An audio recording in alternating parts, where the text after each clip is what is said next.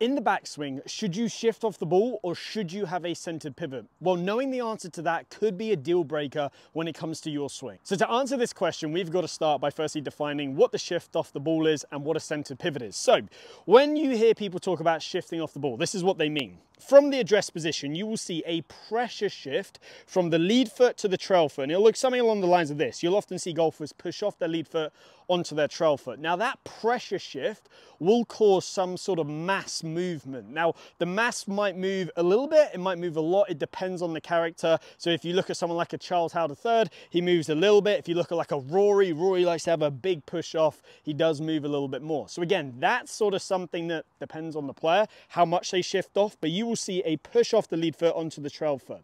Now from there, roughly around shaft parallel to just after left arm parallel, you will see these golfers start to do what we class as recenter, which is where they start to shift their way back towards the target. They get even between their feet, and then from there they can continue to shift towards the target. So you can see it's very much a dynamic movement. Now the stereotype with this movement is that it's great for power. You know, there's a lot of momentum in there, you can increase your club head speed, but it sucks in terms of consistency and accuracy. Well, is that the case? We'll talk about that in a minute.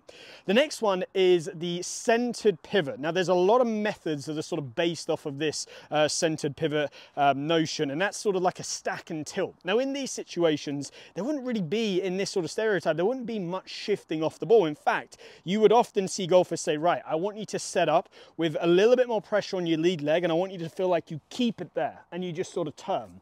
So again, there's not much lateral motion there. It's very much just a turn off the ball and turn back on. Now, the stereotypes with this pivot is that you don't hit it as far, you don't get as much club head speed, but it is a lot easier to get that ball in ground contact and to be a little bit more consistent. So on one hand, you got something that's very powerful, but hard to control. And on the other hand, you got something that's not that powerful, but it's got a whole lot of accuracy. Now, here's the thing. What if I told you that both are wrong and both are right? Well, that is the truthful answer, and let me explain. So why are both wrong and why are both right? Well, here's the thing. Nowadays with modern day technology, we can measure everything. Now, if we put a good functional player on there, and what I mean by that is they're getting consistent contact, they're producing consistent ball flights, and they're scoring pretty decent. If you put a good functional player, doesn't matter if they're male, female, young, old, doesn't matter. Left-handed, right-handed, no matter. We will always see the same pattern. Now, the interesting thing is this pattern doesn't always match the field. And this is where the conversation starts, and I am so looking forward to telling you what this is. So, what do we see that all players do? Doesn't matter who you are, there is always going to be a shift from the lead foot to the trail foot. Now, granted, this shift changes, and it is a pressure shift. So a pressure shift from the lead foot to the trail foot. Now, why must this happen? Doesn't matter if you're feeling like you're a stack or tilt, doesn't matter if you're feeling like you're a shift off the ball. It must happen for a couple of reasons. Number one, it's crucial for momentum. Our golf swing often starts from a stationary position, so we need to generate momentum. This is why you see so many golfers do waggles, or they have a swing trigger. Rory's as he pushes in and out of his left leg. Gary Player, very famous, kick in with the knee, kind of like a Matt Wolf nowadays, you know, the big rotation that he goes. So it starts to swing with momentum. The second thing is, this is essentially a weight on a stick. And if a weight on a stick is swinging in this direction, it's going to pull me to a certain amount. So if I am doing a takeaway and I have decent mechanics, this club is going to naturally pull me slightly in that direction. So it doesn't matter if you are a stack and tilt golfer, if you are trying to achieve a center pivot or you're trying to shift off, you will always have a shift from your left foot to your right foot, whether you realize it or not. We can measure this, we can back it up. The second thing, therefore, that always happens is by the time, with functional golfers that is, by the time they get to the top of the backswing, they are relatively centered. What do I mean by that? The pressure is even between the left foot and the right foot, or they are maybe slightly more on their lead side. Again, why? Well, they have done this recentering movement. Now, recentering is another word for basically saying you start your weight shift before you finish your backswing. Just like throwing a ball, I'm going to start to shift as my arm is still going back. Same thing in golf.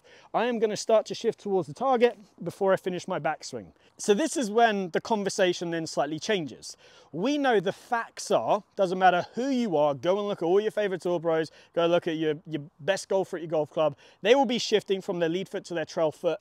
The difference is we now have to look at what you do as a golfer and what feel, which is the key word feel, you need to have in order to fix your pattern to get you into a position where you can have this subtle shift off and a recenter to the top of the backswing. So this is now where the conversation gets super interesting. So let's dive into it. So the first kind of golfer that we're going to look at, and if this is you, you are definitely going to want to pay attention, is that golfer who gets stuck on their trail leg at the top of backswing.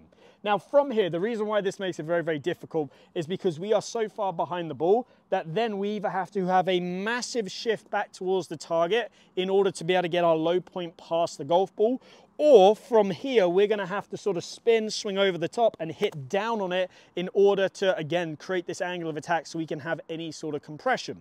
So in this situation, we're making a whole load of compensations. So if you are that golfer, you are going, or I would, as your coach, say, look, we are going to need to feel, again, feel's the key word, that you start in your good setup position. So let's say you feel like you've got 60% of your weight on your left leg. From there, I want you to feel like you keep your pressure on your left leg as you turn. Why? Because you are so used to having this big shift off that I need to give you something past what we're trying to achieve in order to get you at that middle point. Now, here's the thing. The better you get at it, the less you'll have to exaggerate it, until a feeling real match up and you can feel that slight push off, recenter, boom, away you go. One of my favorite drills to help you with this is the ball against the wall drill. So what you're gonna do, imagine there's a wall there, or I'll draw it in the edit. Then from there, grab a basketball, a football, whatever it might be, place it between your lead hip and the wall. If you do your pattern, you would find that you would shift off and you would be very much over your trail foot. Now from there, you've got a huge amount of work to do to get back. If you do that, that ball is going to drop straight down as you saw. So if I get back into this good position, I would need you to feel like you keep the pressure in your left foot as you turn. This gets us into this good centered position. The ball is still there. And from there, now you're in a position to where you can shift and turn on the way down and have some consistent ball striking. Now, let's say you're the opposite end of the spectrum. Now, let's say that you are that golfer who actually collapses onto your lead side in the backswing. So maybe you don't turn, maybe you're in a position to where you just sort of go this way, you sort of collapse down, your knee goes forwards, and from there you kind of go closer towards the target. Now, don't get me wrong, I probably see this less often than the other one, but it's still a very common swing issue. So in this situation, you're so used to sort of overly pressurizing that left foot or that lead foot and collapsing towards the target. So what we need to do is we need to exaggerate that feeling of shifting from your left foot to your right foot, or your lead foot to your trail foot. You are going to have feel like you have a little bit more of a lateral motion. Then from there, you can start to recenter and go back. Now, here's the thing. In reality, like I said, this shift off from the lead foot to the trail foot is a very subtle motion. But for that golfer who is so used to collapsing, again, they're going to have to feel sort of the other end of the spectrum where they have a relatively big shift off. Again, depends on the golfer, how much they're going to have to exaggerate it in order to achieve that middle ground. One of my favorite ones is the step drill. Now, it's not quite the step drill where you sort of go here and then you step towards the target. That's more for weight transfer. In fact, we could probably call this the stomp drill. That's probably a bit of a better name. So what I'm going to do, I'm going to set up inside the golf ball. Now, if you're a golfer who is falling onto this left side, you're going to be really heavily pressurizing your left foot. What I want you to do is do a backswing and you're going to lift that lead foot up. So you're going to lift that left foot up as you swing back. Now what that is doing is if my left foot is off the ground, where is the pressure? Well, it's all in my right foot. It's all in my trail foot. So this is going to help you shift and then you can stomp it back down. That's your recentering. That's your shifting back towards the target. If I set up to the ball and I make a backswing, I lift that foot up, I stomp it, and then I swing through, that is going to fix that issue of you going all the way back here. Then from there, once you've done it a couple of times, you can feel that lead foot lighten and go through.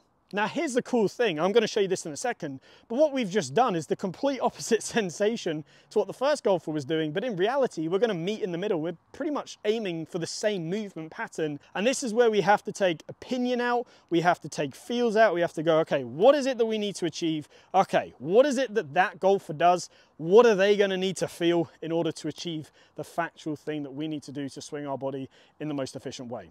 Let's give it a go right here.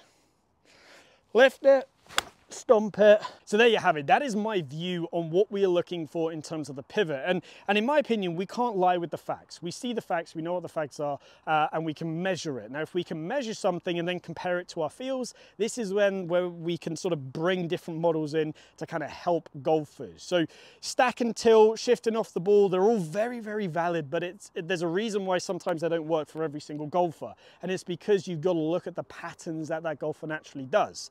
Now, if this is the kind of coaching that you like, if this is the kind of coaching that you want for your swing, then you can have an online lesson with myself no matter where you are in the world. I offer online coaching on the Skillist platform. The link is down below. Please go and check it out. I'd love to help you with your game, even if it's just to give you my opinion on your swing and sort of lay out a bit of a roadmap, a bit of a blueprint that you can just go down and follow and take care of things yourself. So if you have enjoyed today's video, please give it a like and subscribe. I would love to see you back here. So click that bell button, and I hope you've enjoyed this video.